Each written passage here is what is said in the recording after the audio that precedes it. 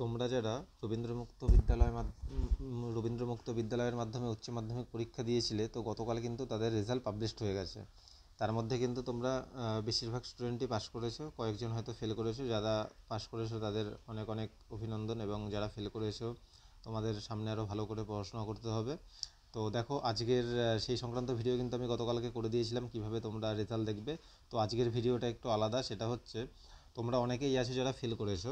Fail করার পর হয়তো ভাবতে পারছো না যে আমি ফেল করব, কিন্তু ফেল করে গেছো কোনো কারণবশতে। তো তোমরা চাইলে কিন্তু আবার পাস করতে পারো, ঠিক আছে?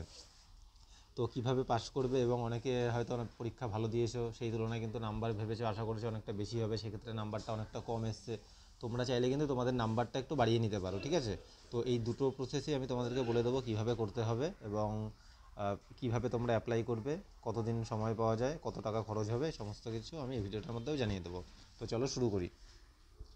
দেখো, এখানে বলা হচ্ছে যে আগামী ইংরাজি 29 নভেম্বর 2024 শুক্রবার বেলা 2টো থেকে কিন্তু ওয়েবসাইটের মাধ্যমে উচ্চ মাধ্যমিকের রেজাল্ট প্রকাশিত হবে, সেটা তোমরা দেখতে পারবে। তো এটা কিন্তু হয়ে গেল গতকালকে। এবং তারপর কিন্তু এখানে বলছে, এই নিচের লাইনটা এখানে একটু আমরা দেখি।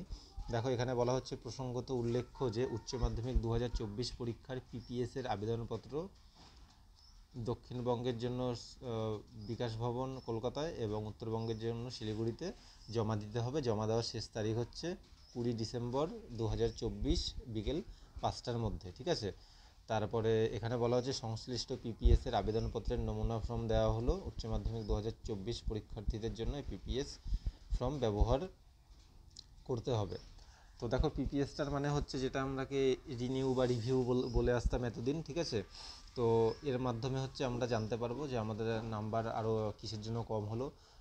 নাম্বার আরও বেশি পাওয়ার আমাদের ছিল, কিন্তু নাম্বারটা কমে গেল কেন? অনেক সময় স্যাররা খাতা দেখতেও একটু ভুল করে, কখনো নাম্বার হয়তো পেয়েছি 50, সেখানে তারা কাউন্টিংয়ে ভুল করে, সেখানে হয়তো 40-45 এমন একটা নাম্বার দিয়ে দেয় তাদের ভুলের কারণে, ঠিক আছে? তো এটা করলে হয়তো তোমরা তোমাদের নাম্বার বাড়াতে পারবে, এবং যারা ফেল করেছে হয়তো 2-1 নাম্বার, 4-5 নম্বরের জন্য, তাদের কিন্তু সেই নাম্বারটা বেড়ে তাদেরও কিন্তু 5 নাম্বারটা চলে আসতে পারে। এমন কিন্তু অতীতে অনেক দেখা গেছে, অনেক এক্সাম্পল আছে, ঠিক আছে? তো দেখো, এখানে পিপিএসের আবেদনপত্র এখানে দেওয়া আছে। এখানে তোমাদেরকে জানিয়ে দেবো যে পিপিএস করতে গেলে কেমন কী খরচ হয়, কবে কত দিনের মধ্যে সেটা লাগে। দেখো, এখানে বলা হচ্ছে যে for submission pair of PPS, ঠিক আছে? এখানে বলা হচ্ছে ক্যান্ডিডেটদের রেজাল্ট বেরোনোর থেকে 15 দিনের মধ্যে কিন্তু পিপিএসের জন্য অ্যাপ্লাই করতে হবে। 15 দিনের পরে কিন্তু সেটা হবে না, ঠিক আছে? এটা কিন্তু আমাদের এইখানে বলে দেওয়া হয়েছে যে ডিসেম্বরের 20 তারিখের মধ্যে কিন্তু পিপিএসের ফর্ম যারা রবীন্দ্র মুক্ত বিদ্যালয়ের সঞ্চালক আছে তাদেরকে কিন্তু অফিসে জমা দিতে হবে, ঠিক আছে? তো দেখো, এখানে আবার বলা হচ্ছে যে এর জন্য কত খরচ হবে। এর জন্য খরচ হবে হচ্ছে, প্রত্যেকটা ক্যান্ডিডেটের কতগুলো সাবজেক্টের ওপর তারা পিপিএস করতে দেবে সেটার উপরে। একটা সাবজেক্টের জন্য করলে 15 টাকা, 50 টাকা, মানে পার সাবজেক্টে 50 টাকা করে খরচ হয়। এবং ক্যান্ডিডেট প্রতি 100 টাকা, মানে অ্যাপ্লাই করলেই 100 টাকা, আর যতগুলো সাবজেক্ট হবে সেই সাবজেক্টে 50 টাকা করে কিন্তু পিপিএসের জন্য খরচ হয়, ঠিক আছে? তারপরে এখানে বলা হচ্ছে কি কি ডকুমেন্টস লাগবে পিপিএস করতে দিলে, ঠিক আছে? এখানে বলা হচ্ছে পিপিএস করতে দিলে 3 কপি ফটো লাগবে, তারপরে মার্কশিট, তারপর রেজিস্ট্রেশন কার্ড, অ্যাডমিট কার্ডের এগুলো কিন্তু জেরক্স লাগবে।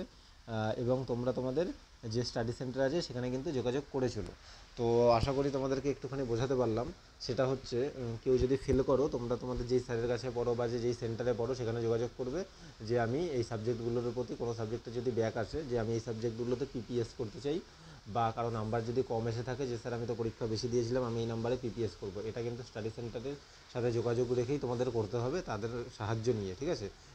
তোমরা পিপিএস করলে কখনো নাম্বার কমেছে এমন কখনো দেখা যায়নি, নাম্বার বেড়েছেই, ঠিক আছে? যাই হোক, কিছু অল্প কিছু হলেও বাড়ে, এবং পাস করানোর ক্ষেত্রে তো এটা খুবই গুরুত্বপূর্ণ।